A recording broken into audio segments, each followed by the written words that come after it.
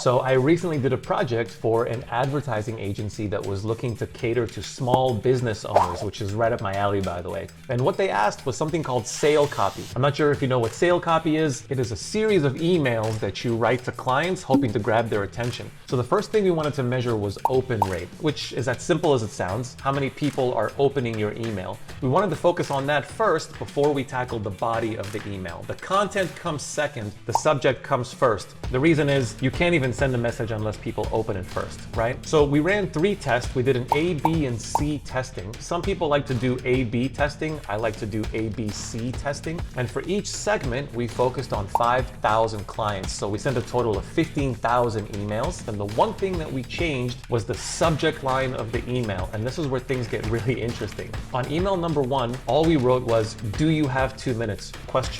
We sent that to 5,000 people and we got an 18% open rate. 18% of the people who got the email opened it. Yeah, it's not very good. On the second segment, again, these are 5,000 additional people, we added the person's name to the subject of the email. So it was, "Bob, do you have 2 minutes?" And that's when things got really interesting. When someone saw their name on the subject of an email, it went from 18% open rate to 41% open rate. It's true what they say, people really like the sound of their own name. What we also found is that it went from a canned or a very cold calling telemarketer style email, something a little bit more personalized. When people saw that their email was personalized to them, the open rate went up to 41%, which is unbelievable jump. And I know that's gonna sound crazy, but when we added a heart emoji on the third email, so the third quadrant, an additional 5,000 people, remember 15,000 people total, 5,000 in segment 1, 5,000 in segment 2, 5,000 in segment 3. When we added a heart emoji, "Bob,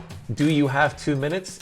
our open rate went up to 62%. 62% of the people that we sent that email to opened our email because they felt like, A, we were a little bit funny and a little bit heartfelt. We also added their name, which showed that we did a little bit of research, and we asked something very simple like, "Do you have 2 minutes?" which is not very overbearing. That was the most successful of the A, B, and C test. I wanted to give this to you for free. I don't sell webinars. I'm not going to ask you to attend the course. I like giving away my information for free. This worked for us and it worked really well. So if you're tackling small business owners, that's how you get people to open your email. Now, the message is totally different. What you say in the email still has to be compelling, but at least we got people to open it. It's a pretty cool step 1.